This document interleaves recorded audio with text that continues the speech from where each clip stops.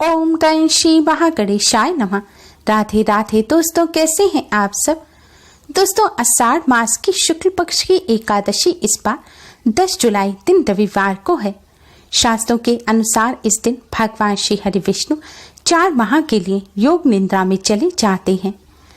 भगवान विष्णु का इस दिन से शयन काल शुरू हो जाता है, इसलिए इस एकादशी को देवशयनी एकादशी या हरिशयनी एकादशी के नाम से जाना जाता है। इस एकादशी का हमारे धर्मशास्त्रों में विशेष महत्व बताया गया है। शास्त्रों के अनुसार देवशयनी एकादशी का व्रत करने से जन्मों जन्मों के पापों का नाश हो जाता है। कई हजार वर्षों तक यज्ञ करने के बराबर पुण्य फल की प्राप्ति होती है। दोस्तों, देवशयनी एकादशी पर भक्त भगवान विष्णु की कृपा प्राप्त करने के लिए अलग अलग उपाय करते हैं। आज की इस वीडियो में हम आपको देवशयनी एकादशी पर करने वाला एक बहुत ही असरकारक उपाय बताने जा रहे हैं। इस उपाय को करने से भगवान श्री हरि विष्णु माँ लक्ष्मी की कृपा से सारे काम बनते चले जाते हैं। धन संबंधी समस्या दूर होती है और धन की हानि नहीं होती। घर में अन्न धन के भंडार भर जाते हैं। दोस्तों, इस बार देवशयनी एकादशी तो और भी ज्यादा खास है, क्योंकि इस दिन रवि योग, शुभ योग और स्वास्थ्य सिद्धि योग का निर्माण एक साथ होने से इसका महत्व कई गुना अधिक बढ़ गया है। इस बार देवशयनी एकादशी का व्रत 10 जुलाई को रखा जाएगा और व्रत का पारण यानी कि व्रत खोलने का शुभ मुहूर्त 11 जुलाई की सुबह 5:31 से सुबह 8:70 तक का है। अगर इस शुभ मुहूर्त में आप व्रत ना खोल पाए तो आप सुबह 11:13 से पहले व्रत अवश्य ही खोल लें, क्योंकि इस समय द्वादशी तिथि समाप्त हो जाएगी और एकादशी व्रत का पारण द्वादशी तिथि समाप्त होने से पहले करने पर ही एकादशी व्रत पूर्ण होता है। शास्त्रों के अनुसार भगवान विष्णु के योग निद्रा में जाने से चतुर्मास लग जाता है और इन 4 मास तक कोई भी शुभ मांगलिक कार्य नहीं किए जाते। कहा जाता है जो भक्त इस दिन भगवान लक्ष्मी नारायण का पूजन एक साथ करते हैं, भगवान लक्ष्मी नारायण उन पर अति शीघ्र ही प्रसन्न हो जाते हैं और अपने भक्तों की सभी मनोकामनाओं को पूरा करने का वरदान प्रदान करते हैं।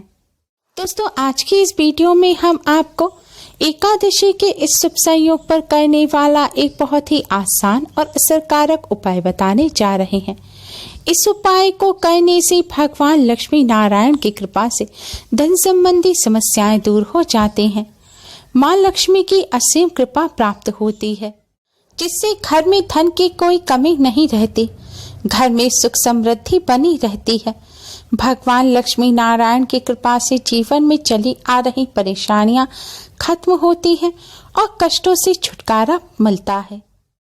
दोस्तों, यह उपाय आपको एकादशी की रात्रि को करना है, क्योंकि शास्त्रों में बताया गया है दिन की अपेक्षा एकादशी की रात्रि में की गई पूजा कई गुना अधिक पुण्य फलदायी होती है। इसलिए यह उपाय आप एकादशी पर संध्या काल के समय से रात में किसी भी समय अपनी श्रद्धानुसार कर सकते हैं। उपाय करने के लिए सबसे पहले स्नान कर स्वच्छ वस्त्र धारण करें। अगर आपने दिन में स्नान किया है तो उपाय करने से पहले आप अच्छी तरह से मुंह हाथ पैर धो लें और स्वच्छ वस्त्र पहनें। हो सके तो लाल या पीले रंग के वस्त्र पहनकर आप इस उपाय को करें। ध्यान रखें, काले या नीले रंग के कपड़े ना पहनें। अब दोस्तों, आप एक साबुत फूल वाली लौंग लें। जी हाँ दोस्तों, आपको इस बात का ध्यान रखना है कि लौंग साबुत होनी चाहिए, जिसमें फूल हो। टूटी हुई लौंग ना लें। और इस लौंग के साथ ही आप एक छोटी साबुत हरे रंग की इलायची ले लें। इलायची में भी आपको इस बात का ध्यान रखना है कि इलायची फटी हुई नहीं होनी चाहिए। आपको साबुत लौंग और इलायची लेनी है। अब आप इन्हें एक कटोरी में रख लें। आप अपने मंदिर के सामने आसन बिछाकर बैठ जाएं। अब आप भगवान श्री गणेश को प्रणाम करें, भगवान लक्ष्मी नारायण को प्रणाम करें। आप भगवान जी के सामने एक घी का दिया जलाएं और एक सुगंधित धूप बत्ती जलाएं।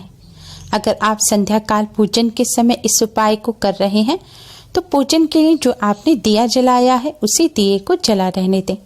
उपाय करने के लिए आपको अलग से दिया जलाने की जरूरत नहीं है। दोस्तों अब आप भगवान श्री हरि विष्णु माँ लक्ष्मी जी को हल्दी और कुमकुम से तिलक करें और भगवान जी को किसी फल मिष्ठान का भोग लगाएं। फल मिष्ठान ना हो तो शक्कर, मिश्री, बताशा आप किसी भी चीज का भोग लगा सकते हैं। भोग लगाने के पश्चात दोस्तों ये जो लौंग और इलायची हैं इन पर भी आप हल्दी और कुमकुम से तिलक करें। अब आप यह लौंग और इलायची दोनों उठाएं और भगवान जी के चरणों से लगाएं। इसके पश्चात इन्हें आप अपने दाहिने यानी कि राइट हैंड में रखकर मुट्ठी में दबा लें और फिर भगवान विष्णु जी के 12 मंत्र ओम नमो भगवते वासुदेवाय का 11 बार जाप करें। मंत्र है ओम नमो भगवते वासुदेवाय। मंत्र का जाप करने के पश्चात दोस्तों अब आप माँ लक्ष्मी के इस मंत्र का जाप करें। मंत्र है ओम महालक्ष्मी नमः। मंत्र है ओम महालक्ष्मी नमः। दोस्तों आप चाहें तो उंगली पर गिरकर भी जाप कर सकते हैं, लेकिन अगर आपके घर कमल गट्टे की माला हो तो आप इस मंत्र का जाप कमल गट्टे की माला पर करें। ऐसा करना अति शुभ रहता है। ऐसा करने से माँ लक्ष्मी अति शीघ्र ही प्रसन्न हो जाती हैं।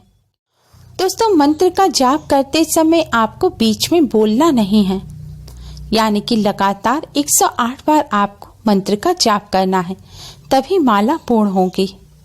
और यह भी ध्यान रखें मंत्र का जाप करते समय आपको यह लौंग और इलायची अपने दाहिने हाथ यानी कि राइट हैंड की मुट्ठी में दबाकर ही रखनी है।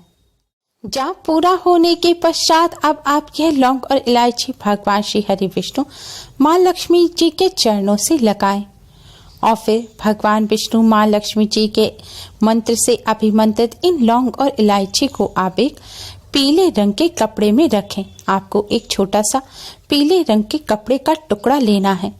उसमें आपको यह लौंग और इलायची रखकर इसे सुई धागे की मदद से कपड़े को सिल देना है। आप एक छोटा ताबीज सा एक छोटा सा पाउच बना लीजिए और उसमें यह लौंग और इलायची रख लीजिए। अगर ना सिल सके तो आप कपड़े में गांठ बांधकर छोटी सी पोटली भी बना सकते हैं। लौंग और इलायची सिलते समय भी आप पीले रंग के धागे का ही इस्तेमाल करें। दोस्तों इस तरह भगवान विष्णु और माँ लक्ष्मी जी के मंत्र से अभिमंत्रित इस लौंग और इलायची को आप भगवान लक्ष्मी नारायण के प्रसाद स्वरूप अपने धन रखने के स्थान पर रखें। धन रखने के स्थान पर आप अपने घर में किसी बॉक्स में रुपए रखते हैं उसमें, या अपनी तिजोरी में, या अपने गहनों के साथ इसे रख सकते हैं। आप चाहें तो इसे अपने वॉलेट में, अपने पर्स में भी रख सकते हैं। आपको बस इतना ध्यान रखना है कि आपका वॉलेट चमड़े का नहीं होना चाहिए। रेक्सीन आर्टिफिशियल जो लेदर होता है उसका वॉलेट है तो उसमें आप रख लीजिए, लेकिन चमड़े के पर्स में आप लौंग इलायची ना रखें। दोस्तों लौंग और इलायची का हमारे धर्मशास्त्रों में विशेष महत्व बताया गया है। लौंग को बहुत ही पवित्र माना जाता है। साथ ही इलायची माँ लक्ष्मी और भगवान श्री गणेश को अत्यधिक प्रिय है। इस तरह लौंग और इलायची को अभिमंत्रित कर धन रखने के स्थान पर रखने से भगवान लक्ष्मी नारायण की कृपा से धन संबंधी समस्याएं जल्द ही दूर हो जाती हैं। घर में फिजूल खर्ची होना बंद हो जाती है, जिससे घर में पैसा टिकने लगता है और धन की समस्या नहीं होती। धन आवक के नए मार्ग भी खुलते हैं, धन में बढ़ोतरी होती है। साथ ही घर में चली आ रही परेशानियां भी दूर होती हैं, कष्टों से छुटकारा मिलता है और घर में भगवान लक्ष्मी नारायण की कृपा से सुख समृद्धि बनी रहती है। दोस्तों इस लौंग इलायची की पोटली को आपको अपने धन रखने के स्थान पे ही रखा रहने देना है, और अब जब एकादशी आए तब उस दिन आप इसे निकालें और फिर से पूजन में रख इसे अभिमंत्रित करें और फिर से अपने धन रखने के स्थान पर रख लें। दोस्तों हर माह भी 2 एकादशी आती हैं। आपको हर एकादशी पर अभिमंत्रित करने की जरूरत नहीं है। आप एक माह में किसी भी एक एकादशी पर इसे अभिमंत्रित कर सकते हैं। दोस्तों इस उपाय को करने के साथ ही कुछ बातों का विशेष ध्यान रखें।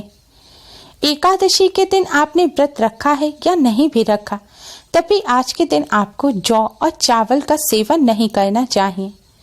सेवन के साथ ही किसी भी रूप में जौ और चावल का इस्तेमाल भी नहीं करना चाहिए। पूजन में भी चावल का इस्तेमाल ना करें, क्योंकि आज के दिन चावल को मांसाहार की श्रेणी में रखा जाता है और चावल का इस्तेमाल करना वर्जित होता है। एकादशी के दिन भगवान विष्णु को भोग लगाते समय भोग में तुलसी का पत्ता अवश्य ही रखें, क्योंकि तुलसी के पत्ते के बिना भगवान विष्णु भोग को स्वीकार नहीं करते। लेकिन इस बात का ध्यान रखें कि एकादशी के दिन तुलसी के पत्ते नहीं तोड़ने चाहिए। तुलसी या किसी भी पेड़ पौधे के पत्ते या फूल नहीं तोड़ने चाहिए।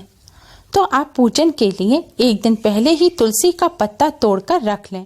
अगर ऐसा नहीं कर पाए हैं तो अपने आप से टूटा हुआ जो तुलसी का पत्ता पड़ा हो, आप उसको भी लेकर धोकर भगवान विष्णु जी को अर्पित कर सकते हैं, या फिर पहले भोग में जो आपने भगवान विष्णु जी को पत्ता चढ़ाया हो, आप उसे वापस भोग में रख सकते हैं, क्योंकि तुलसी का पत्ता कभी भी बासी नहीं माना जाता। एकादशी के दिन इन बातों का विशेष ध्यान रखें। उम्मीद है आपको हमारी ये वीडियो पसंद आई होगी। प्लीज़ लाइक करें। हमारी इस वीडियो को अपने फ्रेंड्स और रिश्तेदारों में ज़्यादा से ज़्यादा शेयर करें, जिससे वह भी इसका लाभ उठा सकें। हमारी और भी वीडियोस के लिए हमारे चैनल को सब्सक्राइब करना ना भूलें। Thanks for watching. Radhe Radhe.